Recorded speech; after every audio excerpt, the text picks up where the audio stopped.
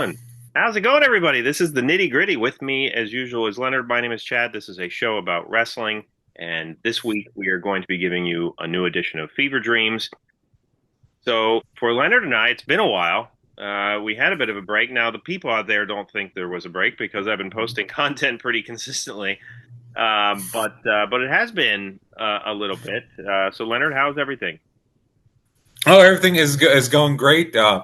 We at the time of this recorder is coming out of Halloween, and my wife and I have done some Halloween parties, and I'm in rehearsals for a Christmas play at our local community theater called Every Christmas Story Ever Told and Then Some.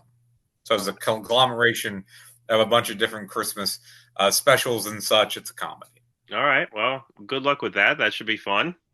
Um, yeah, I would say going forward on this show, we'll probably cover a little bit more classic stuff, a little bit more older stuff, because I got to tell you, like, I've been kind of still keeping up a little bit with, like AEW, but not as much. I think both, companies right now have like similar issues. If I'm being honest, I think that there is a severe lack of quality storytelling in both companies.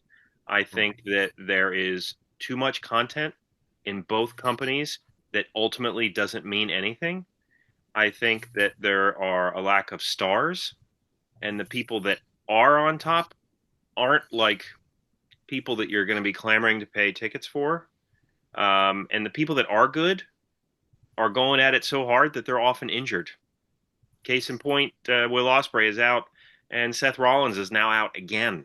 You know, so yeah. I mean, I have been keeping up with WWE as much, Leonard, but I mean, they've been doing a lot of events too, and then of course John Cena's retirement. They're doing a retirement tournament for him, Leonard. I don't know how you feel about that. I think it's kind of weird because unless I saw that. I just saw the name that they were doing this. So is it a tournament to see who gets to face him in his last match? yes, correct. Yeah. I don't know. I think you're putting too much It, pressure on like not pressure, but too much emphasis on they're John building it Cena as up the too greatest much. thing ever. Yeah, I mean, well, they're Yeah, building it up too much because yeah. it's not going to be Edge. No matter what clickbait bullshit you see on Facebook, it's not going to be Edge. Edge is filming, I think, Percy Jackson right now. And when he's not doing that, he's still signed to AEW. So it's not going to be Edge. Um, I mean, some people are like, we still don't know what Jericho's doing, but like, I don't know. It's not going to be some like really great, unless it's like The Rock, and he's not going to enter a tournament. So No, no. It's not going to be because if it's a tournament, then you lose the surprise factor. You know who's right, in the tournament, right. unless they do a bait and switch at the last minute I mean, type of deal. it would be just like WWE to have somebody legitimately win the tournament and then have the final boss kind of shtick come out and have him just, I'm doing it. Right. And like the most like Chad Gable wins. Yeah, yeah, And it's a brilliant way to like elevate him and put him over, and then like The Rock smacks him in the back with a lead pipe and just takes the match. yeah, like that. Whatever.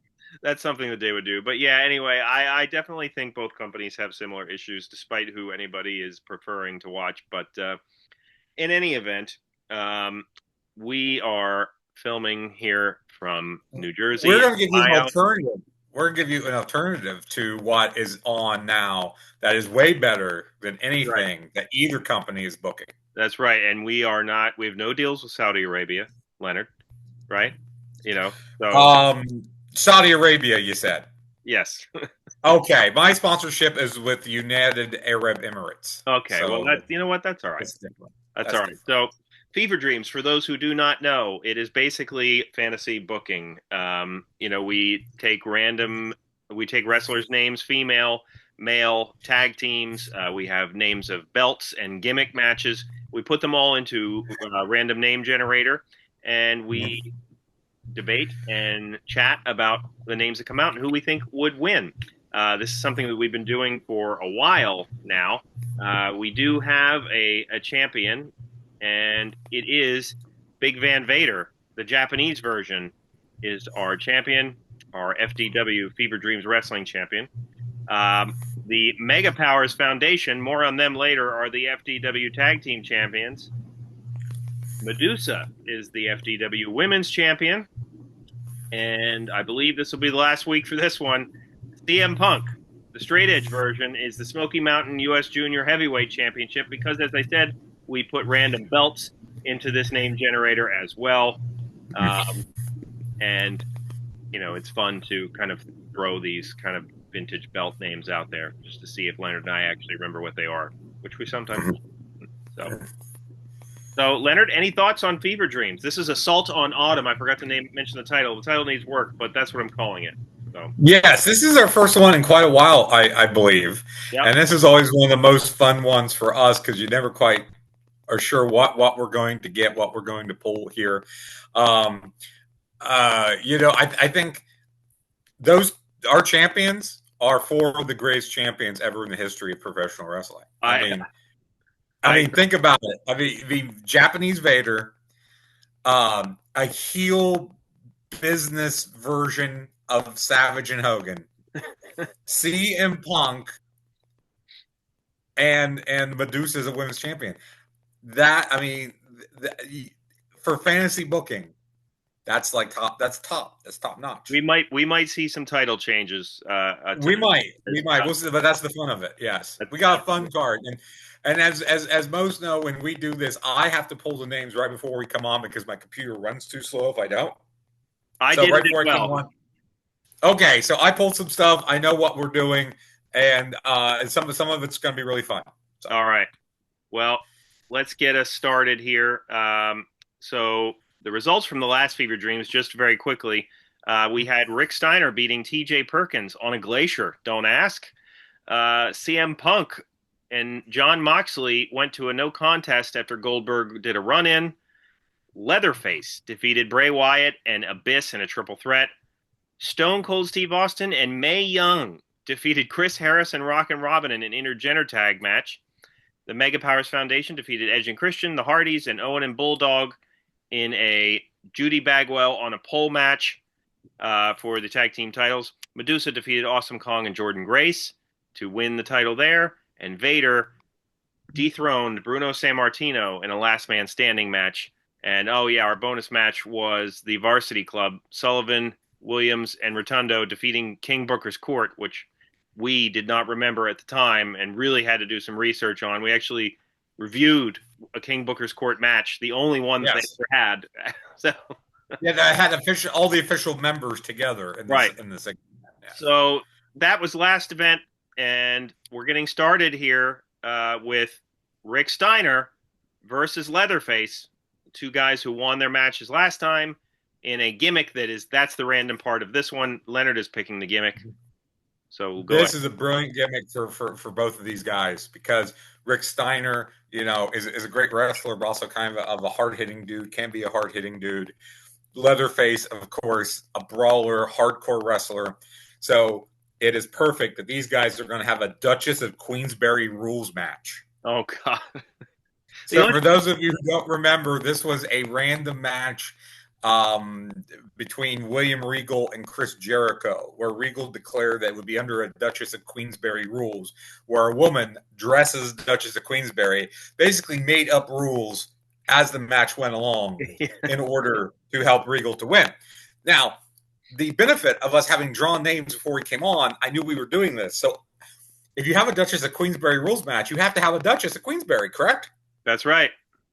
So outside the ring, dressed up in full Marie Antoinette garb, is Asuka. Okay. So, all right.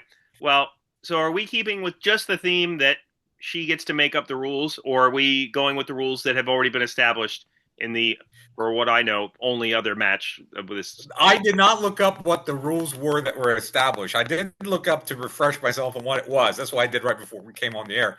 And it just said that the rules are made up as you go. Okay, so the most thing I remember about that match, by the way, is Jerry Lawler's commentary, who did a really good job of adding comedic flavor to every single rule change in the middle of the match because it was ridiculous. But so in this one, I mean, my goodness, if we're going with Asuka, then I would think that the rule changes here you would think would benefit Leatherface to some degree.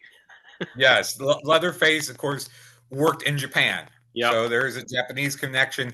I would think this is going to lean more heel. I would guess he's going to be working as the heel in this. Yep. So, I I so I would pick Leatherface. I think if this goes, if any rule that is made so that they can kind of go into like a no holds barred territory, I would think it benefits Leatherface for sure. Both of these guys, like Rick Steiner, has the better build of the two. Like Leatherface, for those who might not remember, was Corporal Kirshner. Uh, yes, who we did a profile on right. at one point. Yeah. Right. So like he was certainly he was strong, military guy, all that. But when he became Leatherface, I feel like he was just a little bit bigger, and just a little bit more of like a deathmatch brawler type guy. So if we go even a little bit in that direction, I got to think Leatherface is coming out with the win here. I like Leatherface, and I definitely think he should come back with Oscar dressed as Marie Antoinette. That's this. See, this is how Well, crazy this gets. And in Victorian garb or whatever. I think they need to return for something, for some sort of title. Maybe the next time, whatever the random title is that we introduce. yeah, and Maybe. I'll say just to show how kind of long we've been doing this and how insane it can get. Like we will insert random names that Leonard and I joke about. Like Mega Powers Foundation is one of them that we just kind of thought about. Another one that I got for the championship match at the end, which I didn't use because you're going to know why I didn't use it, was tripping on acid Spike Dudley. So I'm not going to have tripping on acid Spike Dudley against Vader. Not Oh yeah, that's a 10-second squash. right. That's So anyway, all right. So the next match is a four-way for the FDW Women's Championship. Medusa going against three other ladies that I picked the names for, and these names legitimately came out one after the other, and I was kind of surprised. So Medusa is going to be going against some modern talent here. We've got yeah. Nia Jax, Rhea Ripley, and Bianca Belair. Other than Jax, that's a hell of a four-way. That'd be a great triple threat without Jax in there, I think. I think Medusa is one of the ladies from the past era that could hang with current modern wrestlers. For sure. Because she wrestled very much like a guy. She had a move set and a physicality, and Sherry did too. That was very much more like a guy. I think both of them could hang with today's women. Yeah. So I think Jax is really moot. I like Ripley. I like Belair. A lot of people will tell you Ripley is the greatest women's wrestler going right now, and you can certainly make that argument. Medusa versus Ripley, I think, would be a great match straight up. So I think it kind of goes down to, does Jax factor in? Does Belair factor in? I lean maybe a little bit more towards Ripley winning, but maybe pinning Belair or Jax, so you protect Medusa, and then maybe we can come back with a match between the two of them, a gimmick of some sort, straight up. You kind of took the words right out of my mouth. I definitely see Rhea Ripley winning. In terms of your comment about greatest women's wrestler ever, ever is a large statement maybe, but like right now, yeah, she's. I mean, Yeah, if I said ever, I meant to say current, but yeah. She's at the top of the list for sure right now. I mean, I have said a lot about WWE's product, but in terms of the women's division, she is very good and really seems to be passionate and love what she's doing whenever she's there, which I think goes a long way. Because some of the other women that have been in it for a little bit longer, I think now are getting to a political point with a lot of their, wheelings and dealings. Like Mercedes Moné has 12 belts now, Leonard. I don't know if you realize that. But and Charlotte Flair has been in it for a little bit too long. It starts to get a little, but Rhea Ripley is still very good. So I think that this match would, kind of lean in her direction. And I like the idea of her pinning Belair or Jax to set up a match between her and Medusa with a gimmick for sure. All right, so keep that in mind for next time. All right. So our next match is another one from our last event. It is a triple threat match. CM Punk, the straight edge version, against John Moxley, against Bill Goldberg for the Smoky Mountain U.S. Junior Heavyweight Championship. But there are managers, and Leonard has picked the manager. I like these. I like these managers. So CM Punk has J.J. Dillon, Okay. I know. former manager of the Four Horsemen. He'd probably dig that. Yeah. Um, John Moxley has Sunshine, Okay. who's a valet down in Texas. Hmm? I believe it was with no, she was the replacement for Precious with Jimmy Garvin, I think at one point, Yes. and then those are the other people, and then Goldberg has Paul E. Dangerously. Oh my God. Well, this. So not Paul Heyman, not Paul Heyman. No, I know Paul where E. Dangerously. this is an easy one, and I know exactly where this is going to be going long term. I would think that this is, a pretty easy win for Goldberg. Straight edge CM Punk was pretty peak CM Punk, I would say, abilities and promo wise, he was really bringing it. So I certainly he might give Goldberg a little bit more of a competitive match. And John Moxley is more of the brawler, four-time AEW champion. He's still one of the main guys there. So I do think that this triple threat match could be interesting. But I think ultimately with Goldberg's kind of explosive power, even though he's not well-rounded as these other two guys, I think Spear, Jackhammer, that's all she wrote. I agree with you. I think that straight edge Punk is not only peak Punk, but he's also peak selling Punk. And he would sell the crap out of Goldberg's offense. Moxley, of course, loves to do bloody, hardcore overselling as well. So I think this winds up being more or less an extended squash for Goldberg. And if you want to factor in the managers, yeah, I mean, Dylan could be a factor, but I think we all know Paulie Dangerously and the giant cell phone and the presence that he was at ringside during that period. And when you said, I know where this is going, Dangerous Alliance? Well, I was going to say, because our stipulation with this belt, these random belts, is that if the person doesn't want to keep that belt, if we think they wouldn't want to defend that particular belt, they can trade it in for a title shot at where the champion is. And one would think that Goldberg will do just that. He would, and I think he should keep Paul as his manager going into that main event. Absolutely. Next time. Yes. And maybe this is the start of a Dangerous Alliance, and maybe we finally have someone that could go against the Mega Powers. That's true. That's true. All right, our next match is just a straight up one-on-one match, Leonard. I thought we don't put enough of those in there. Nope. Because they're maybe not flashy enough for something like this, but it is one-on-one match. We are getting Sting, the Joker version from TNA, against the heel version of Daniel Bryan. Okay, so this would be the version where he had like the wooden belt and he was all about like eating granola bars and trees and stuff. Yeah, I mean that's the way he is in real life. Not the heel part, but like that's why that part that was so great. But anyway, yes. That era, yes. Well, Joker Sting is one of the worst versions of Sting, I think, because of his age, because he wasn't being asked to do much at this time. Yeah. I don't think that necessarily fit his personality. Well, as you said, even though as a heel, a lot of what Daniel Bryan was doing at that point did fit his personality, and I think did revitalize him a little bit there at the end of his WWE run. So I would go with heel Daniel Bryan. I think he's much better in the ring, and that's a much better character for him than what Sting was at the time in the Joker gimmick. Yeah, I mean, the gimmick itself, I guess, was meant to be like, I mean, I wasn't watching TNA at this time, but like in retrospect, it seems like it was meant for him to be like really super unpredictable, kind of like the Joker was in the movie The Dark Knight, because that's clearly the version that they were channeling here. But, but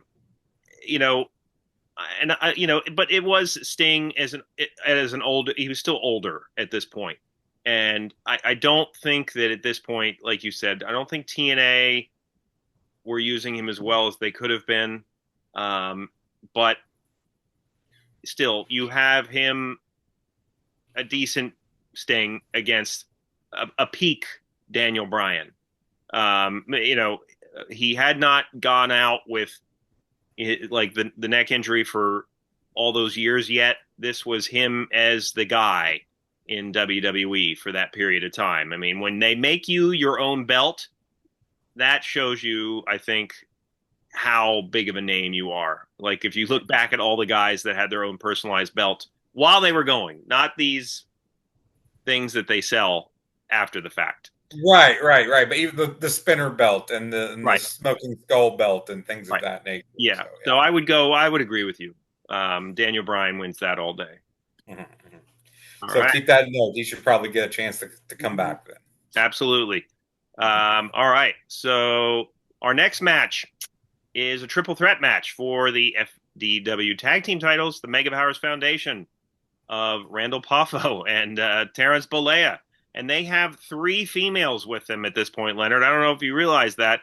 They have I'm trying to remember. I know they have Alexandra York, and I want to say, is it Elizabeth and Woman?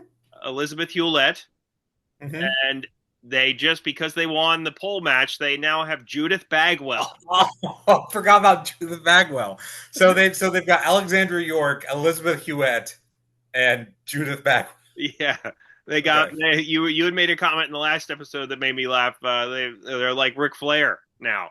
They've got Yes. women with them. So they are going to be going against an actual tag team, and then we're doing something a little bit different this time. I picked 2 names that will become a tag team to see if we can change it up because these guys are pretty dominant.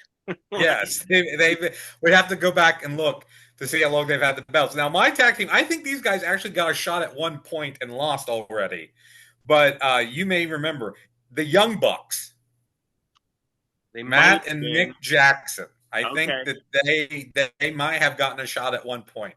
All right, yeah, I need to add some different versions of some of these guys too. Because the Young Bucks, it was just kind of they were always the same, but their characters now are a lot different. But yeah, we'll call this peak Young Bucks, and they're going to be going against pre UFC Brock Lesnar and Okay. Rey Mysterio unmasked. I like it's a big little team. Yeah, I like the idea yeah. that it's a big little team. Unmasked Ray is awful though. He looks 12. I mean, but maybe that helps with the team dynamic. You know, what you was got big badass Brock Lesnar. what was the stable he was with? Oh, he was with the Filthy Animals, wasn't Filthy he? Animals. Thank you. Yeah. Yes. So okay, that's the era we're going with for Rey Mysterio. So you know, we like a lot of these matches might be setups to future matches because I definitely think that the Young Bucks are the odd team out here, even though the Young Bucks, I don't think this is divisive to say, are one of the most enduring tag teams in wrestling. They've been around forever. They can still go in the ring, and to a comment that Leonard has made in the past, like you would find it maybe mildly interesting now because their gimmick now is that they lose all the time and they have no money. So, like, the people that do the entrances and the music always mess with them to give them different entrances because they can't pay for a proper entrance anymore. Do they still throw 50 super kicks a match? They definitely do that still, yes, but Okay. they have lost a lot. Here's what I want. Here's what I want to have in this match. I want them to both super kick Hogan, and he no sells it. That because that's what probably would happen in real life. Yes. So, or I want him to Hulk up. I want them to super kick Hogan like 10 times in a row, and he just keeps hulking up. They do the V trigger like 2 or 3 times, and they'll have him Hulk up then because that's a move that's person's on their knees. So yeah, I think that though the team that has the most chance would be Lesnar and Mysterio because Lesnar pre UFC was a monster. Was like, I mean, I'll never forget the first time I saw him get into a ring and powerbomb Spike Dudley into oblivion. I knew immediately. I was like, this is someone. Like, Mm-hmm. so he and Ray, even though this is not peak Ray, like I think that this would be a really good tag team. But I do think that the Mega Powers steal this with a pin on the Young Bucks, and maybe Ray and Brock get a future shot.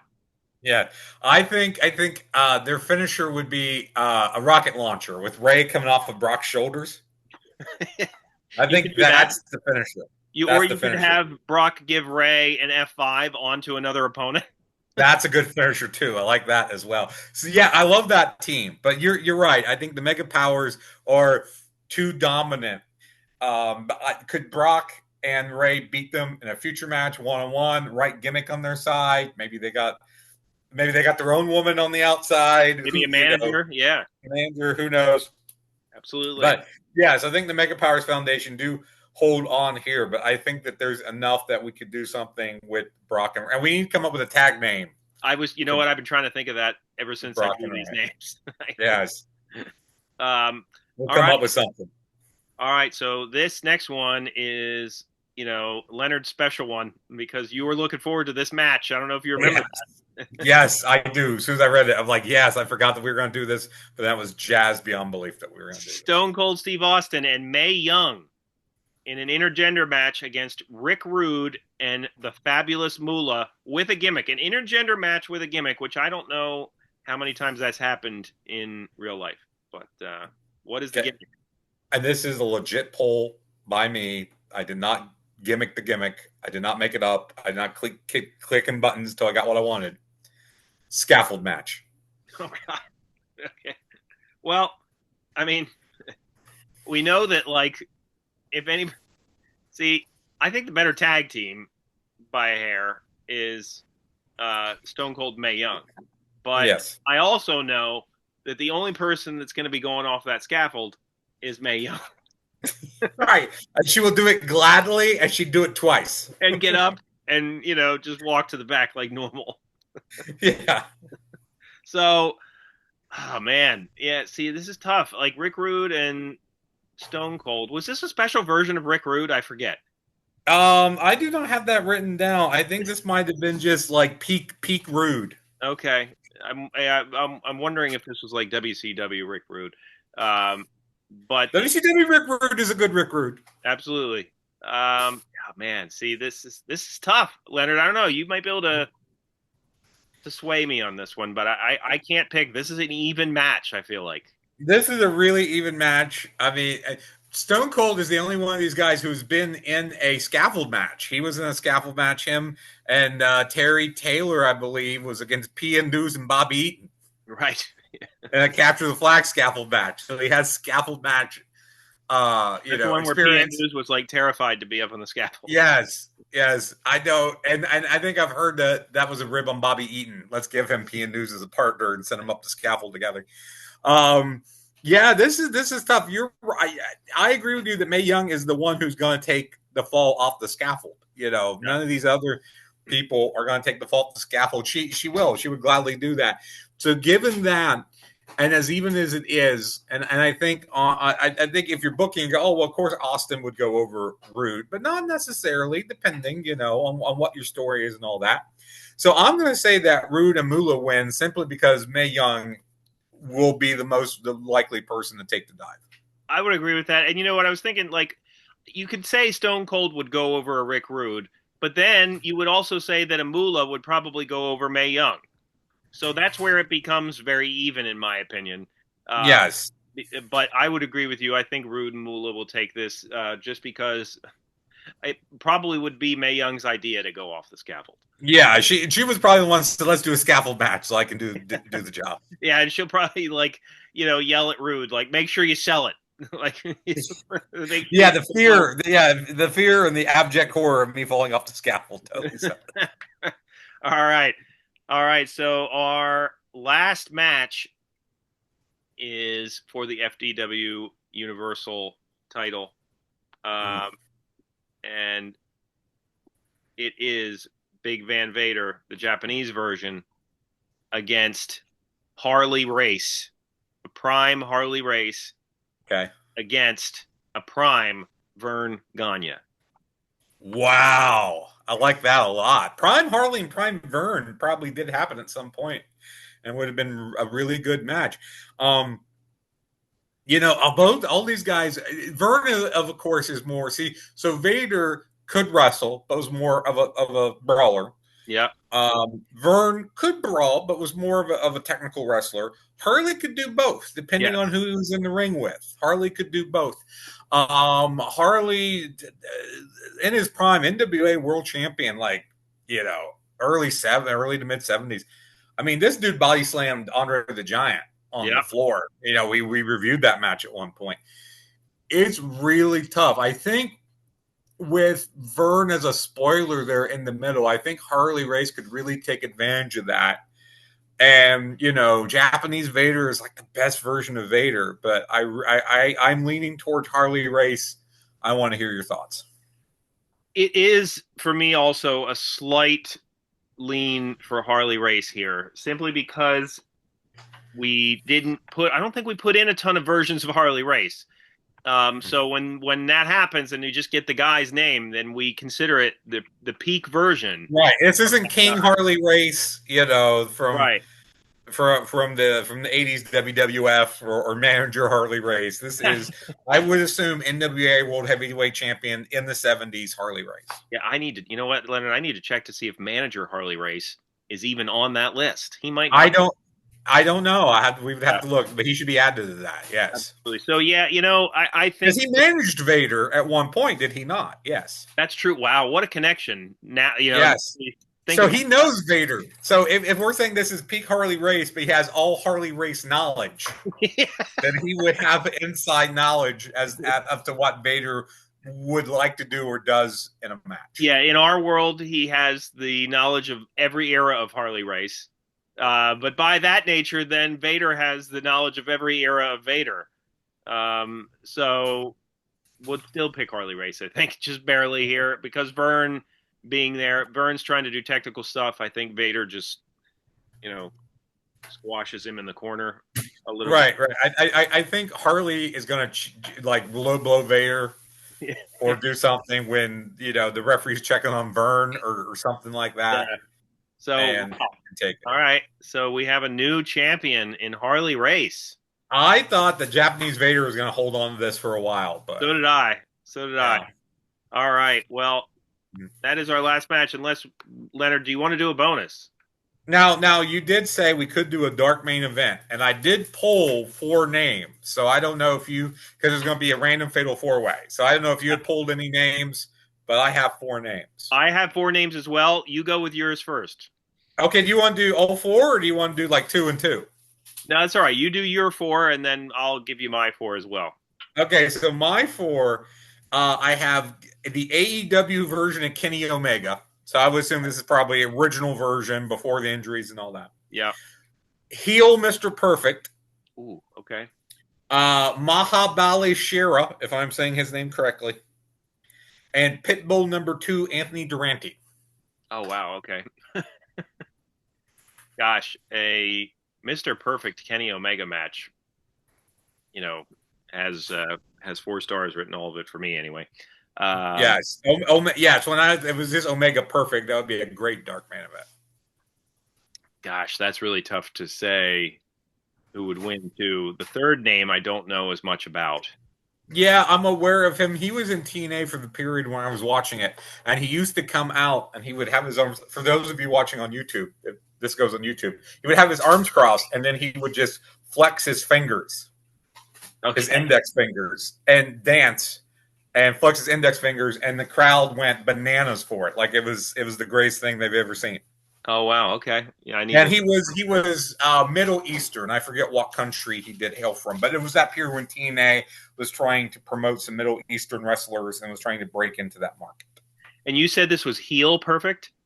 Heel Perfect, yeah. So I assuming this is Mr. Perfect during what had been '88 when he like smashed the belt, the hammer, going against Hogan in main events on the house circuit. Perfect. That would be my pick for heel Mr. Perfect. I would probably give a slight edge to Mr. Perfect here. because it's AEW, Kenny Omega, like he hadn't gotten injured yet. Like he was, at one point he was the guy in AEW for sure, and might be again someday. But if this was like Japanese Kenny Omega, I would give you a different answer for sure. That's what I thought. That's why I was very specific. And it did say AEW. So that's why I Yeah, was very specific. Because I thought that too. I said, this is Japanese Omega. Then I know where you would go. I'm not a big Omega fan, although he has right. grown on me a little bit as I've watched. Like, I don't like the dumb stuff. But when he's actually trying, Yeah, he's good. So, but no, I mean, heel Mr. Perfect is this peak Kurt Hennig. yeah, it really was. On all things, even you as a big Kenny Omega fan, I think would have to say if you're getting Omega across the board nines, a Kurt Hennig would be across the board tens, and selling and ring work and Oh, character absolutely. and all the different things. So yeah, I would definitely go with Perfect this too. And Shira and Pitbull number 2 are just also rants in this. I think maybe Yeah. they brawl to the back early on, and we just get that one-on-one bout that we all want. I like that idea for sure. All right, well, we'll have to remember that name again next time as well. My random fatal four way. I feel like everybody's gonna think one name here, but Okay. we have the AEW version of Matt Hardy against Earthquake, against the face version of Roman Reigns, Mhm. against the Mid South version of Junkyard Dog. So obviously, people are gonna be like, "Oh, Roman Reigns all day." Screw Roman Reigns. Earthquake. I'm going with Earthquake. Dude, I want Earthquake. I mean, Mid South Junkyard Dog is the best Junkyard Dog. The dude Oh was yeah. over. The dude was in shape. I mean, he wasn't ever great in the ring, but that is a monumental one. And a program against like heel Earthquake against face JYD in Mid South would sell out. Oh yeah. The Superdome there in New Orleans. I mean that they're headlining one of their big shows with that. AEW Matt Hardy is going to get destroyed. I think he's going to get squished like Damien in the sack by Earthquake. Yeah, for sure. He has nothing to do with this at all. And then what was the other name? Roman Reigns. Yeah, Face Reigns. He's always better than a heel than a face to me. I agree. So yeah, so I'm gonna go Earthquake here, but Yeah. I mean Earth, and this is another one where if the other two guys just kind of go away and we just get face Mid South JYD versus Earthquake, I would be okay with just that straight up. But I like Earthquake here too. All right, that's good. Yeah, Matt Hardy is such a random name for this, but that's why we do this. Well, AEW Matt Hardy too, which is like the absolute worst version of Matt Hardy you can It have. it was. Considering there are 1,000 versions of Matt Hardy, that's the Oh yeah. worst version. It probably was, and like just a side tangent, it is kind of sad to me that like they were primed and ready to give the titles in AEW to the Hardys. Like they were like I think it was going to happen at a pay-per-view and they were going to do that and then Jeff got arrested again. Yeah. And so they just shit canned that whole storyline and then they left and then they became champions in TNA again. So, Yeah. Anywho, yeah. AEW Matt Hardy. Sorry for your luck. But all right. Well, let us know what you thought of this. If you would have picked any other names here, and let us know in the comments. Check us out wherever you listen to podcasts as well. We have other videos. We do rebooks. We do segment surgery, random match reviews, stupid questions, all sorts of different stuff. We'd like to have fun here. Subscribe to our content. Hit the like button. Thank you very much for checking us out. For Leonard, my name is Chad, and we will see you next time.